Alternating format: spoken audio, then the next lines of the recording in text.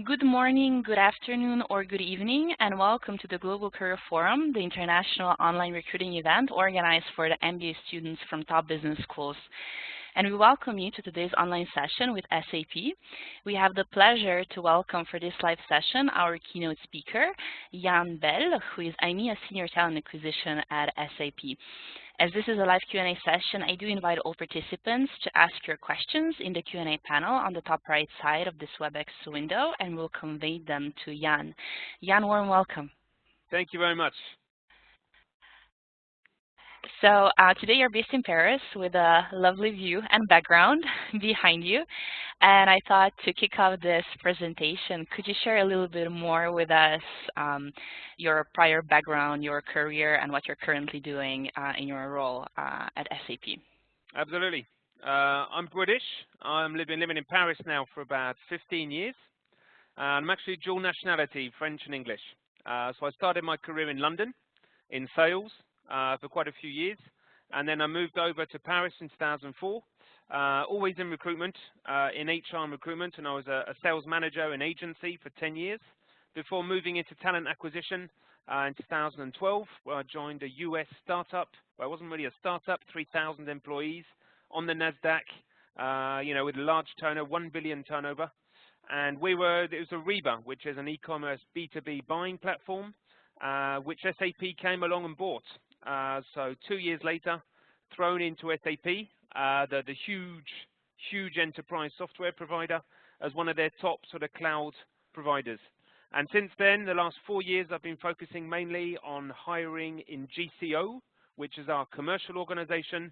So priority is to sales hiring, sales directors, marketing, business development, pre-sales, value engineering, and many other roles linked to the client. So customer success, client program management, etc. Main focus France, but I also get involved in European projects. And SAP, of course, is headquartered in Germany, which obviously has a huge head office. If we look at the group as a whole, we're looking at sort of, 90,000 employees globally, with probably about a third of them in Germany. So that gives you an idea of size. Excellent. Thank you so much. Could we spend a few more moments speaking about the company itself? I think you prepared some slides that you want to share with us. Sure. I mean, SAP, obviously, many people will have heard of SAP or roughly seen the logo or even worked hands-on in some of their internships with SAP. And sometimes these days, people sort of always catalog SAP as ERP. That's our backbone, basically. You think of a company and you think of the backbone, and SAP is ERP. So yes, we're the global leaders in SAP, in ERP, which is Enterprise Resource Planning, which is the backbone, forms the backbone of many of today's, I think 73% of today's global companies operate on SAP systems. So this is the back end, which companies have spent tens, if not hundreds of millions of pounds on in the last decades, getting their systems, whether it be in supply chain, connecting up to forecasting, connecting up to finance, etc. That's basically our bank account. But what we're going through at the moment in the last 5 years is a complete transformation in the way we're going about doing business and the way our clients are going about doing business, which has been brought on firstly, obviously, by the internet, which has then come to a certain level of reliability, which has then moved into cloud. And the cloud now is the way business is done. It's not a new technology. It's not a new way of doing things. It's the way business is done nowadays. Now, our vision for the future and the current SAP strategy is basically in 3 pillars, no more than 3. So complex organization, and we've whittled down the whole organization to 3 things. A is the intelligent business suite.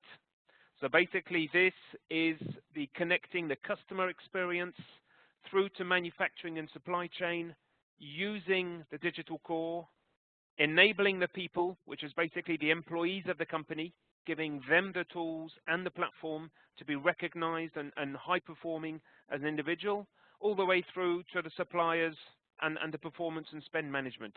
Now, this is a connected suite of cloud applications which can only function with a digital platform. So the second pillar. And the second pillar, the digital platform, is basically HANA, which is SAP Innovation Technology, which first came around sort of 2008, 2010, and has now been so developed, and we've invested so much money into developing this platform that it's now going to become the digital hub of the performing applications on top. And the third pillar, which we mustn't forget, which is very hard sometimes for external people to understand and to get a vision on, is intelligent technologies. What does this mean? In here at SAP, we talk about SAP Leonardo. What is this? Leonardo was an amazing painter, but outside of that, and also philosopher. But outside of this, Leonardo is creativity. So basically, it's bringing in machine learning, it's bringing in artificial intelligence, it's bringing all sorts of sort of robotics into the way companies and our clients run their business operations. And we have business centers set up globally in all of our major offices to basically do joint workshops with client functional teams, engineering teams, architecture teams, with all types of companies. And we'll bring them into our offices, not only 3 people, sometimes 30 people, and we'll sit them down and we'll do design thinking. We'll sort of put post-its all over the huge walls. We'll be bringing in consulting firms who know their business inside out, and they'll be working and collaborating with our architects, our developers, and even our business consultants to try and identify the business pain which the client is going through, identify their journey to get to optimal digital performance, and basically sometimes change their whole business model. And this is innovation. This is what's happening basically in today's environment. Sometimes these big industrial groups, they're not necessarily scared of their direct competitor, but they're scared of Google, because they know that business leaders are getting more and more informed about what's happening there technology-wise, business-wise, in terms of cloud technology, and they can see the transformation happening in front of them.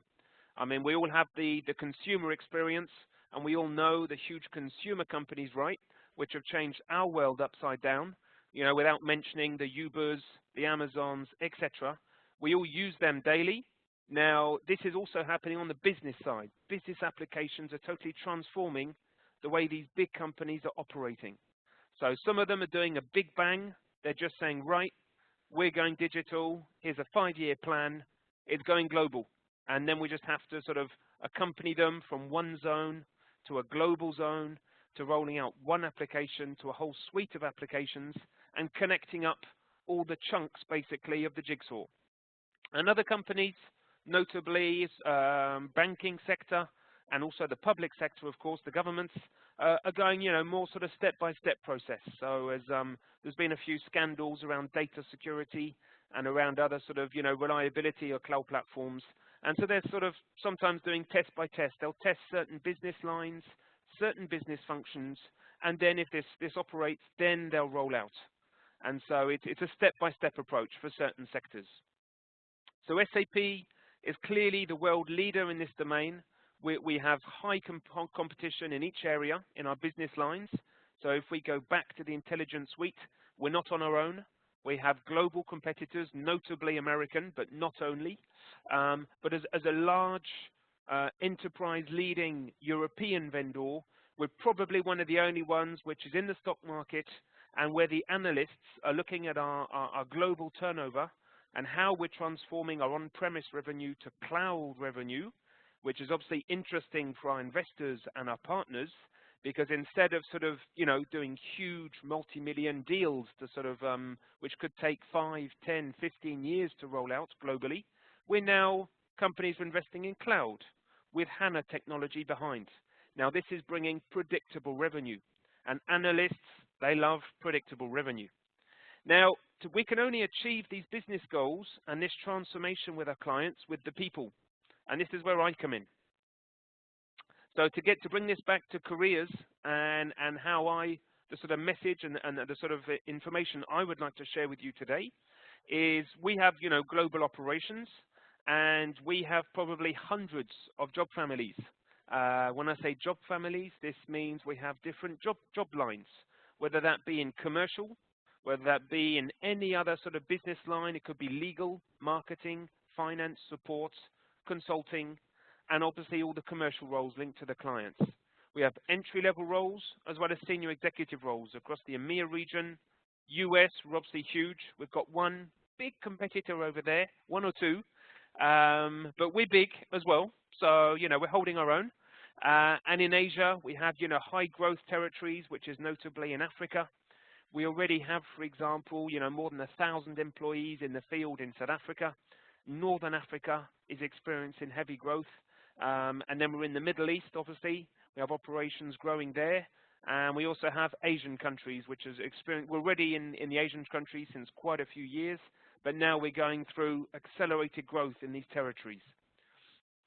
So to bring all this together is to basically bring you even closer to the jobs and what's happening in terms of hiring.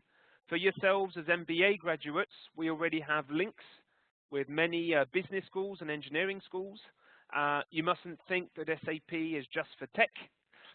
Tech is changing, and notably the intelligence suites, these business suites we talk about in the cloud, we're not hiring engineers into these lines of business.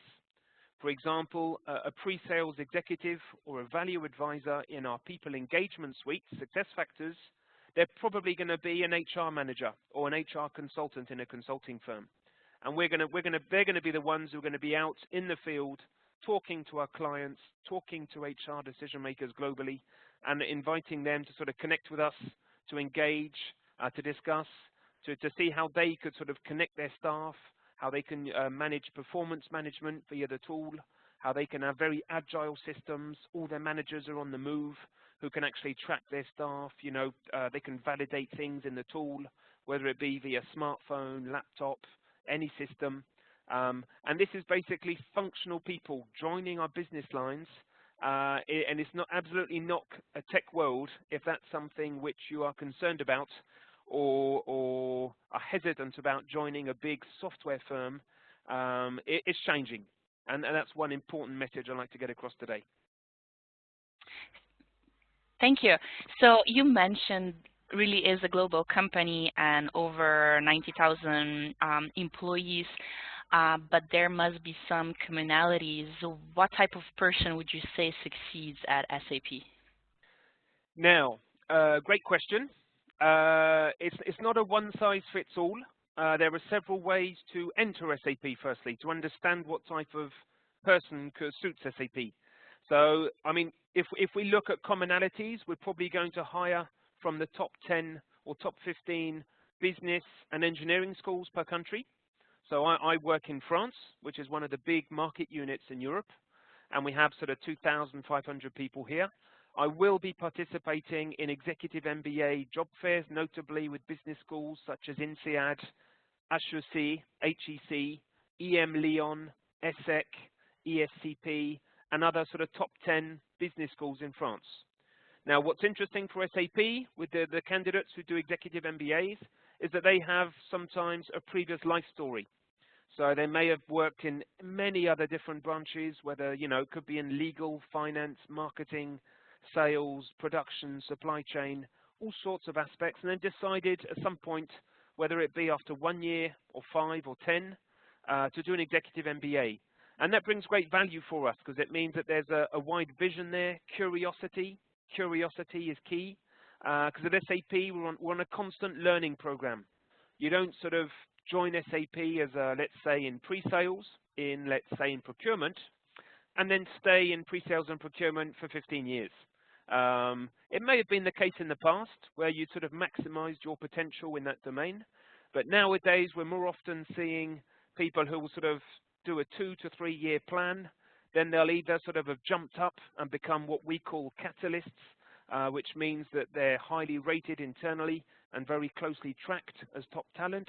And we'll be pushing with the HR organization and the commercial organization to bring you into the right position. We don't want you stagnating or not getting developed as a person, whether that be in soft or hard skills in your current role. We want you to be constantly thinking, where's my next step? And right now at SAP, we've rolled out what we call SAP Talk, which is a constant career check with your management. So basically every sort of 3 months, you connect with them and you run through, what's happening this year, top priorities, priorities number 2, and then you sort of have a 3-month rolling plan with your line management, enabling you also to take a step back relatively quickly and say, okay, 1 year, 2 years in, 3 years in, how quickly do I want to make that move to jump up?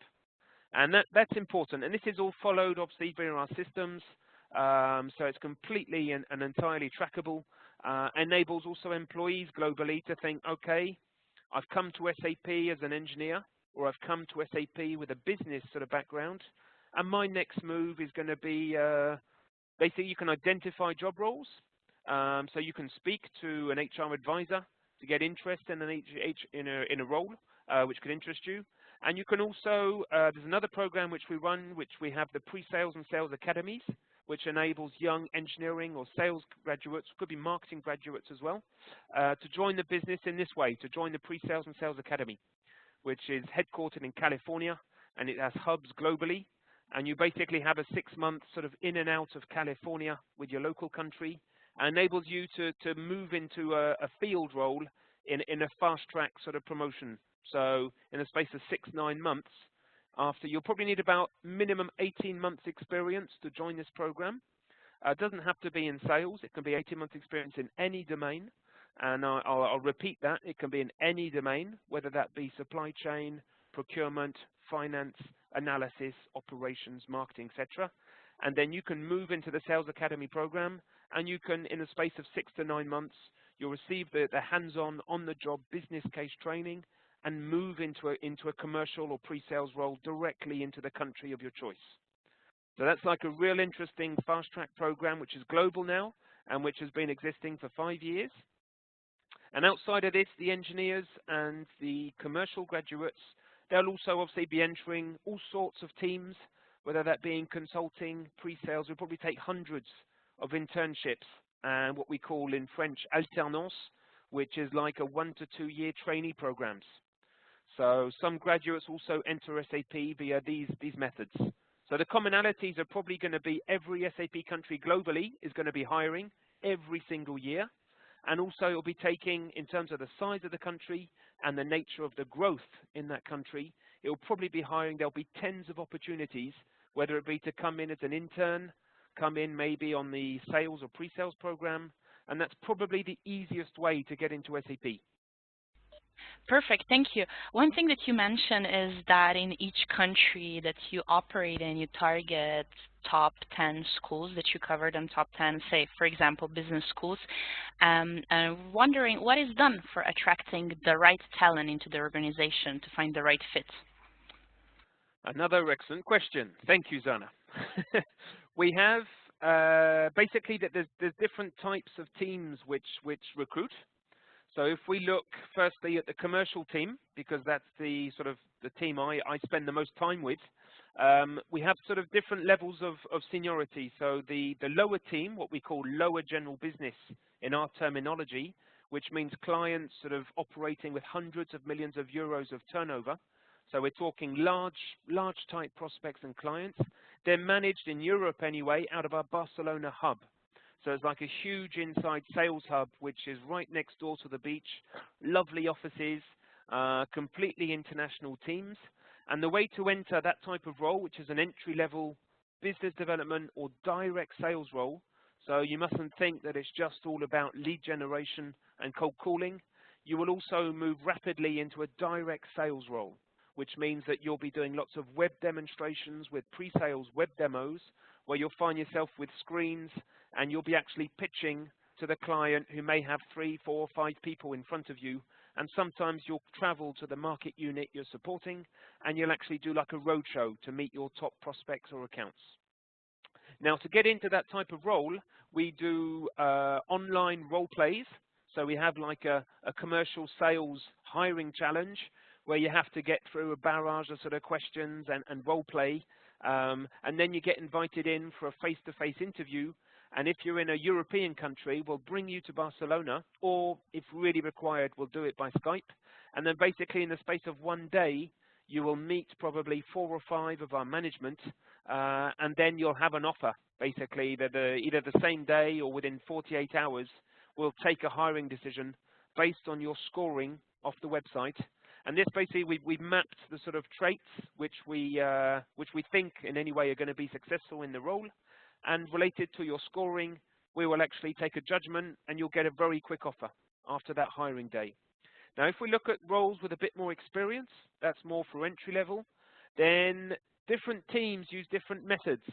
For example, if you've come in more from an engineering background, whether you're working with a company at the moment, a consulting firm, or in tech already, and you've got sort of 5 to 7, 8 years experience, and you're just doing your executive MBA right now, you might be thinking, well, I want to work in consulting or architecture or become a business consultant. Now, it's going to depend on the type of team as to the type of sort of hiring methods we would utilize. If it's more of a technical architecture role where technical skills are important, there'll be a technical test as part of the face-to-face sort of interviews. So you'll be sitting down sometimes with the 2 or 3 of the consulting directors, and they'll be asking very precise technical questions linked to our technology or your current level of knowledge. So it all depends on how complex and how technical the role is. The more complex the questions, basically opposite. To give you an example, SAP Hybris is our CRM connected customer experience suite, which enables, for example, large retail, consumer, manufacturing, any sort of type of international B2C company to run their operations basically from the very moment somebody like you or I goes onto their website to track sort of, to look at buying a new pair of trainers, all the way through to purchasing and payment. So it tracks all the front end, middle office to back end and delivery. That type of role, if we're looking to hire, for example, a pre-sales senior expert in terms of actually going in front of clients and explaining how they're going to be connected onto the platform with their operations and use these solutions with their data, this is a really technical role because we'll be connecting different modules internally with the client's operations. There could be challenges there. There could be data security. There could be data connections. There'll be middleware connecting other operations. So it's sort of mixing business skills, commercial skills, but with a heavy technical background. And there you'll have extensive web and face-to-face technical tests. Whereas if you're looking more at a business role for those who are sort of coming from a business school with a varied background, could be in finance, legal, marketing, sales, supply chain, you'll probably, if you're going into, let's say it's a consulting role, you're going to become a business consultant, let's say in HR. You could have my background. You could be a recruiter. You could be someone who's worked in HR in an end client. You could have come from HR consulting in a large consulting firm. And so you already have quite honed client-facing listening skills, ability to interpret information and to learn. Because once you've joined the business, so there you'll be going through a standard sort of face-to-face process. And one thing we do use for anyone going into the commercial side, which is pre-sales, business, and sales, we call it the pitch, the sales play. And basically, you'll be given a business case, which you would present to a panel of 3 people, so pre-sales director and a value advisor. And then we'll be asking you to pitch basically for 20 minutes face-to-face, followed by question and answer and digging into sort of the why. We want to know, why are you taking that position? What made you go down that road? Why is this important? How is this important? And just trying to understand your mindset, your methodology. Have you spent the time basically to make that presentation the best possible? And if we come out of that presentation, we debrief, and in terms of the scoring and analysis, we really think that you've got, the majority of the skills and the mindset to be successful, then you're almost there. We probably have a final hurdle for you, which is probably a closing interview with our COO or our industry sales director, but you've got a foot in the door, basically. So these are 2 or 3 examples of methods we use to try and ensure we've got the right people, bringing the right talent into the right business in the right job. That's the most important thing we're doing right now. Perfect, thank you. There are several jobs that we are actually advertising through the Global Career Forum. And what I wanted to ask you is, would you encourage people to work in their home country or rather go international? And when applicable, would you sponsor work permits? Great question. and very relevant. We will sponsor work permits. It's all a question on, basically we have people like me, sometimes multiple people. In France, for example, the recruitment team is probably 4 or 5. In Germany, we're talking sort of 20 to 30 people. So it really depends on the size of the market unit. With GDPR rules, everything has to go via our website, sap.com careers, and there you get access, obviously, to all the jobs we have open globally. Now, it depends on certain teams as to their openness to do visa sort of sponsorship. What happens, for example, local practice here in France, is that often we have masses of global mobility, so people in other SAP countries wanting to move to Europe to join a global, a local or regional team, and then automatically we have a full package for expatriation. So if you're working in Russia, China, America, wherever, and you are coming with yourself on your own or with your family, then we will put a package together with external consulting firms to make sure that you arrive in the best conditions.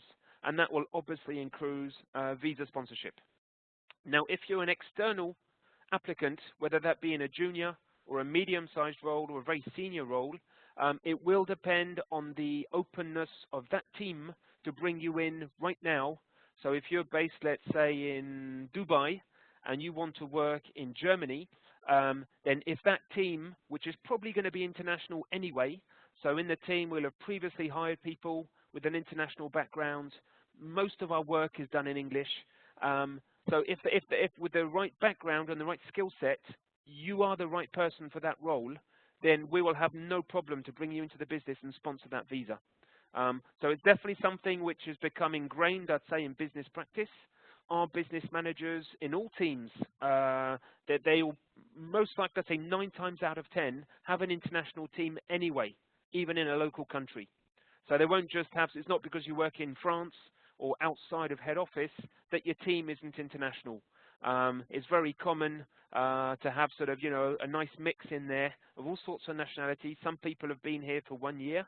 Some people have been here for 15. And that's a nice mix, and it means that also it's become into our DNA to make that effort to bring people in. Because there is cost involved in hiring people and a little bit more business risk. There's value, though, as well. Bringing international people from a different mindset and a different business as well brings culture change. It brings a different way of working. It brings maybe a different agility. Maybe in terms of running meetings, it's done in a different manner. And this is valuable. And this is where we share from each other, not only on globally when we do global programs, but if you're joining sort of a local team, sometimes it can be a bit scary as well. Even for, the manager hiring, sort of bringing in a non-French speaker into, let's say, a French sales role, then there can be a little bit of apprehension there, thinking how are they going to fit in culturally? How are they going to fit in socially? Are they going to be happy? Are they going to enjoy the French way of working? Are they going to enjoy the French culture? So, then these are very human and natural feelings of, of apprehension. But generally, I mean, they talk to me. So I'm a catalyst in the operation. And I also facilitate the hiring of many and many international employees, notably in France. And we're just one example. If I look across the whole of the EMEA region as an example, we have people, we have a massive hub in Barcelona, which is probably more international than Spanish. And this is represented, we have the same in Ireland, where we have a big setup as well with our partner programs. So it is definitely possible to join with visa sponsorship any SAP country in the world. And if you are the right person for that job in terms of skill set, then we will make that effort and bring you in, for sure. So if a candidate would be interested to apply for several roles, would you recommend to apply to all or rather choose only one, as applying to many is sometimes perceived negatively? I would cherry pick. I mean, potentially everyone who's looking for an international career probably has, if they're really honest, probably has 2 or 3 preferred locations. So if I was really I would cherry pick your 2 or 3 preferred locations where you really know that you want to work there. and I wouldn't just sort of go on like a global career application spree where you apply for sort of 50 roles globally, or you have to come down to something which you know that if the hiring manager calls you and says, right, we want to move quickly, how quickly can you come on interview? How quickly can we talk? Because when we start the process and you get involved and you pass through the first 2 stages, we want to go quickly. We will not sort of wait months and months and months to get a process through. Once we have the headcount open, we want to hire. So I would suggest really thinking about the 2, 3 prime locations you really want to work in. And then once you've identified that, you can set up a career alert on the website. You can also look at the careers page, of course, go through the internships, go through the permanent roles, depending on where your seniority is. And once you've applied, that's the first stage. That's good. That means that you're live with us. We recognize you as a talent. You should get a response on that. I can't say within what time frame, because it depends on the reactivity of the rec. Sometimes within a week, you'll be already on interview, whether that be phone or face-to-face, getting feedback. And other times it might be a bit more prolonged process because there are more applicants to consider locally. And so that might take a few more weeks, if not, I'd say maximum sort of 4 to 6 weeks. But whatever happens, you will get feedback ultimately, whether that's been positive or negative. You are live in our database, and you're not dead. You are in an ATS with live tracking from the global recruiters. And definitely set up a talent alert for those 3 prime locations. Another option which I would recommend personally from experience is look at your alumni, connect with people who may have gone through your business or engineering school and is either working in tech today or is working with SAP currently in any type of role. And do reach out to those people. We have active referral programs, and if you're not sort of getting, immediate feedback or immediate traction to get interview, then try and use the network. Try and sort of maybe join someone who's worked with SAP or is currently at SAP and get their insight into what the role is all about. Make sure you read the job description. We're very precise in our job descriptions. We try to be on purpose. So do apply for the right roles. Make sure you do actually read in a quick scan way, because I know we're not the only ones out there. But if SAP is the place to be, then make sure that you do read that job spec, you apply online, and just try and find maybe other connections who can connect you to SAP and what we're doing. Perfect, thank you. Perhaps the very last question, a bit more personal one. What's your favorite part about working at SAP? Wow. Now, I mean, I'm a recruiter basically for since 20 years now. I personally love the innovation. If I really had to pick out one thing, is that there's no one is left on the side in SAP. Everyone is on board at the same time. We have Bill McDermott, our emblematic US president, who's driving the business forward to hit 2025 objectives.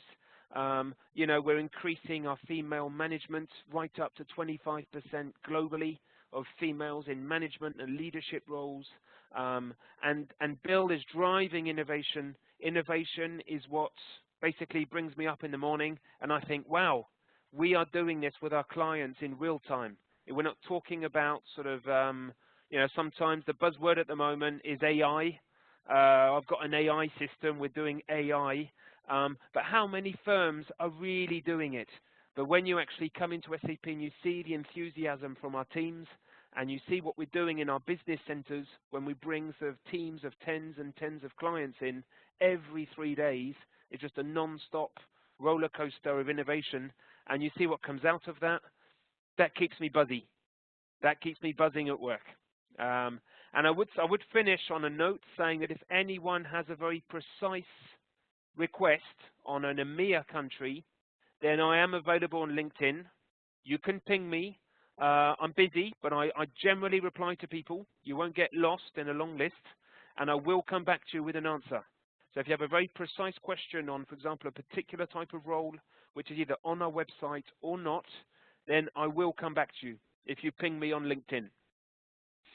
Excellent, that is very kind. Perhaps just any last-minute recommendations, advice to the candidates before we conclude the session? I would say there's many, definitely read up on what SAP are doing today. So on YouTube, you will find masses of information. You'll see our demos. So if any of the intelligence suite, the HANA platform, the new technologies innovation, we have demos, just, stacks of them on YouTube for our partners. So make sure that you find out SAP is a vast network of, business applications. There are tens here, if not hundreds. So basically, try and investigate where you think would be the right place for you, and then once you found that out, go out on YouTube, find out. You can either also go into partners. Maybe there are local consulting firms in your country which are completely active on SAP, and maybe that's another way into the SAP network. Join a partner deploying SAP technology today, and then maybe me will come and find you in 2 years, 3 years, 4 years time. I will come and pull you out of that partner and bring you into SAP, even closer to the innovation. So that if my core message is there, is to read up. Excellent. Thank you so much for taking the time to be with us here today and presenting SAP and different career possibilities. You're welcome. And to the attendees, I would like to tell you that the recording of the session will be on the event website within a few hours. Thank you again, Jan. You're welcome. Bye-bye from sunny Paris. Bye.